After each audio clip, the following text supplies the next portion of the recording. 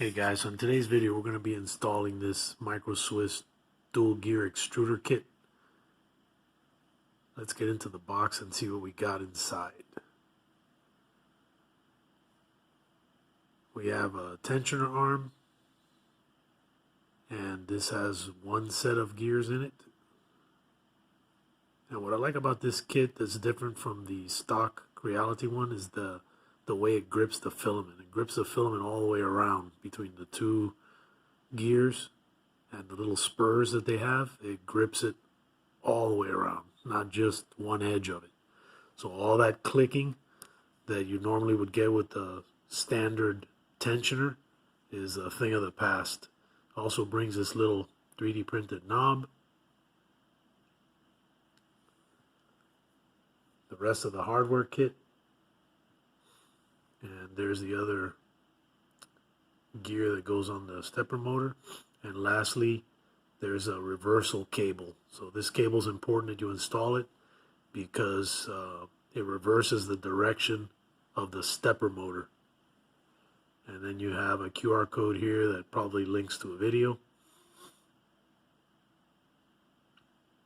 So let's get started by reviewing what needs to be removed to replace this bracket. So just take the little wheel that comes with your Ender 3V2 off. There's 4 screws that hold this tensioner bracket to the gantry bracket and then to the stepper motor. So we're going to start here by removing the tensioner spring. So just back this one bolt out, and then the little spring can be pulled away.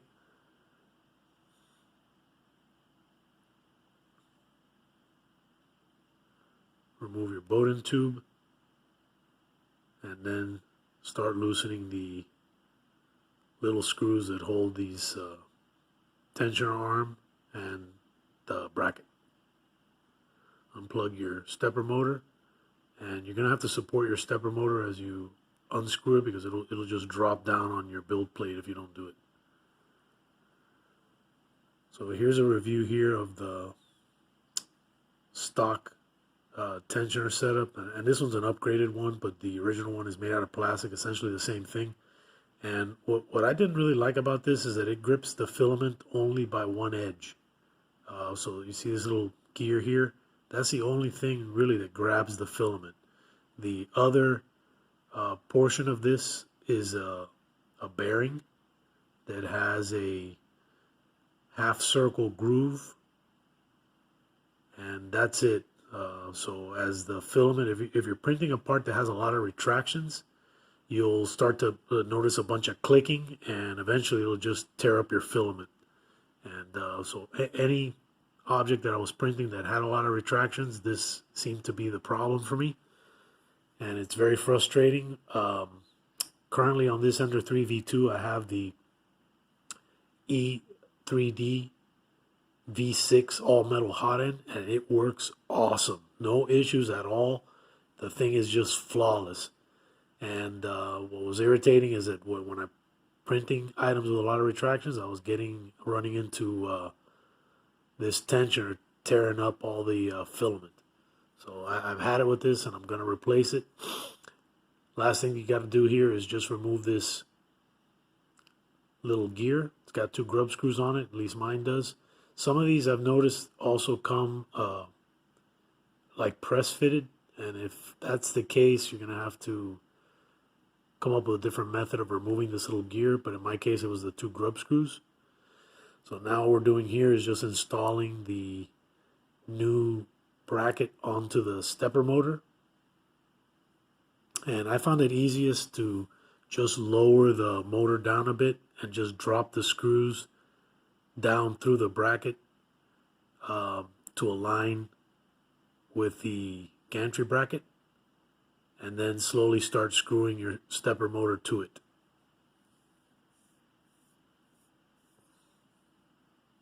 Once you're done with this step, we're going to take the tensioner arm. It brings 1 screw that's different than the other 3. And you'll notice it has kind of like a smooth sleeve part. And this one doesn't screw all the way down into the stepper motor. It just screws right here to the edge of this bracket. So the screw is not very long.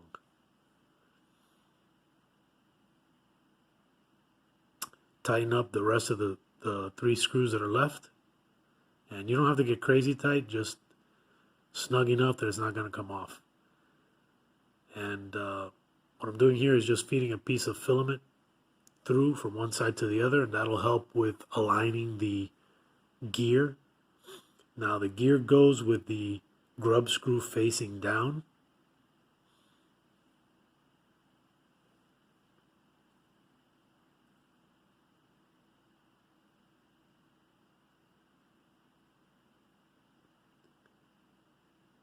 And it might be a good idea to slightly tighten the grub screw because it'll be easier for it to grab onto the flat side of the stepper motor shaft and not spin around on you. Alright, so just put your gear on, make sure your filament is in, and it will line up the 2 gears for you. And again, when you tighten this grub screw, you don't have to get real crazy, just snug, because you could strip these grub screws if you over tighten them. Lastly is the tension hardware. So this is a little rod, and it has a flat side. So these 2 flat sides fit inside the groove here of this part of the bracket. And I'll get another shot of it, an overhead shot, so you guys can see what I'm talking about. And then just push your tensioner arm over the threaded part of the screw. And then put your thumb screw on. And the thumb screw is supposed to be flush with the end of the threaded tensioner bolt. And this is what Micro Swiss recommends as a starting point. But you can see here, this is the flat part of the bolt, and then this is the thumb screw, and you can see that it's even with the end of the threaded rod. And that's it. So now just move your filament back and forth, make sure your gears are meshing properly, and they are.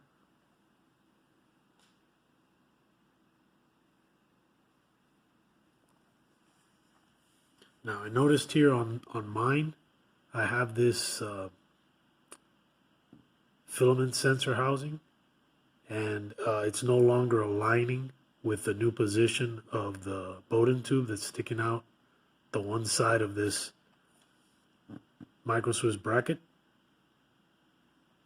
So I'm going to have to do something with that part later on.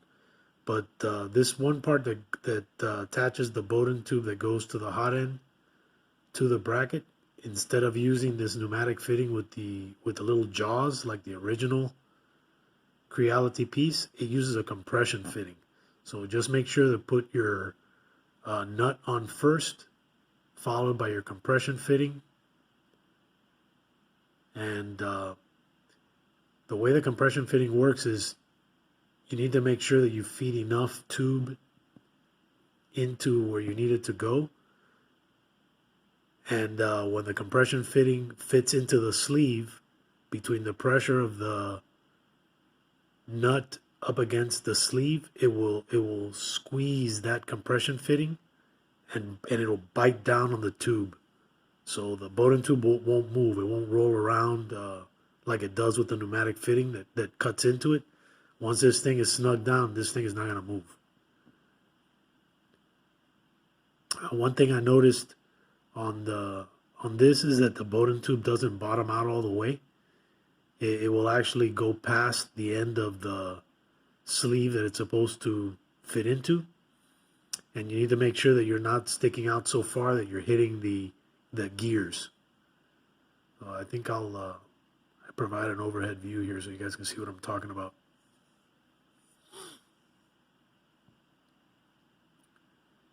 Yeah, so you can see here on the left side of those gears, you could just barely see that Bowden tube peeking out of there. That's how you want it to be. You don't want it sticking way out or anything, because then it'll just rub up against those gears.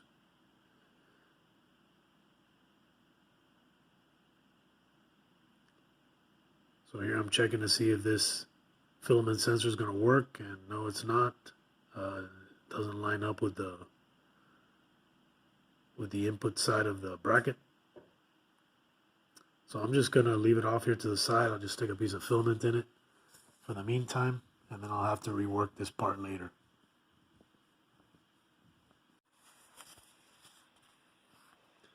Now I'm going to get my filament ready to reload back onto the machine.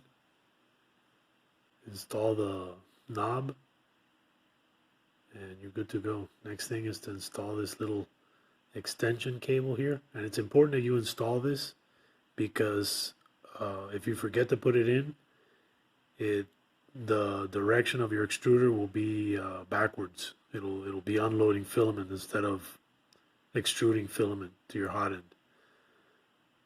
So make sure you install this little piece.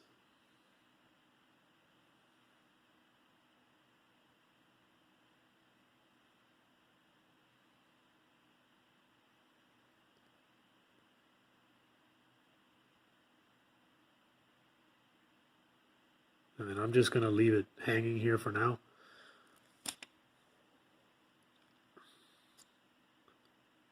Go ahead and preheat your hot end. Home your printer.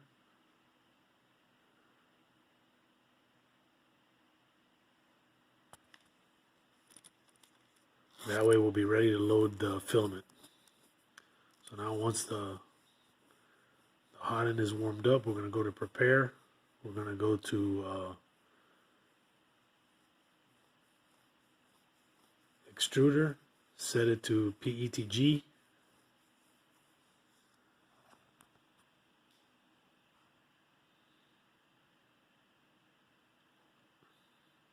And load your filament.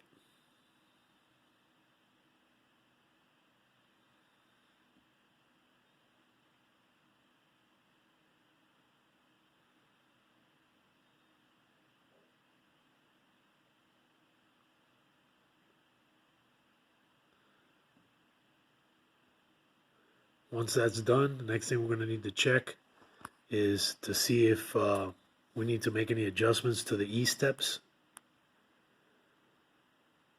What I'm doing here is just taking a measurement, and what I want to do is I want to mark off 120 millimeters of filament with a piece of painter's tape.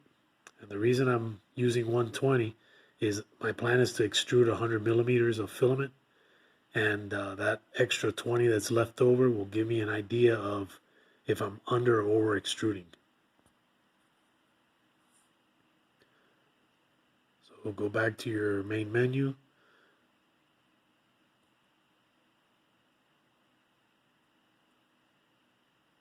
And then go to the prepare, then click on move,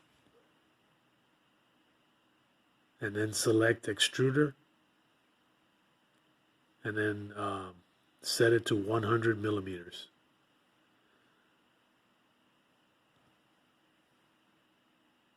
And since we measured off 120, if we have 20 left over here, then we're good to go. In my case, I had 40. So that means I have to adjust my E-steps. So I'm taking my current E-steps multiplied by 100 millimeters, and then taking the result of that number and dividing it by the 11,200. So here's my current. It extruded 80 millimeters. So 11,200 divided by 80 gives me a new E-step of 140. Which is interesting because if you go by the Micro Swiss instructions, they tell you to set the extruder to 130, which means it would have been under extruding. So all these stepper motors are different. It's a good idea that you always go through this process. That way you can make sure that you're right on the money and you're not under or over extruding. So here I'm repeating the same test again. Now with the new E-steps. So again, I'm going to extrude 100 millimeters. And this time, when I measure what's left over, I should have 20 millimeters of filament left.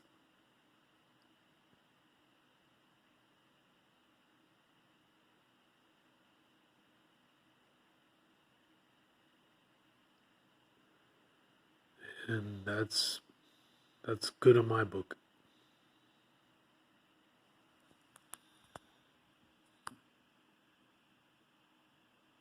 Make sure to save your settings.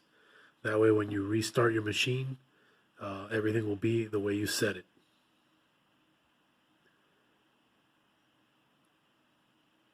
Guys, if you like the content I'm putting out, make sure to subscribe to the channel. If you like this video and you found value in it, give me a thumbs up. Let me know if you guys have any questions. Drop them in the comments. I do my best to get back to you guys as soon as possible. Till next time, God bless.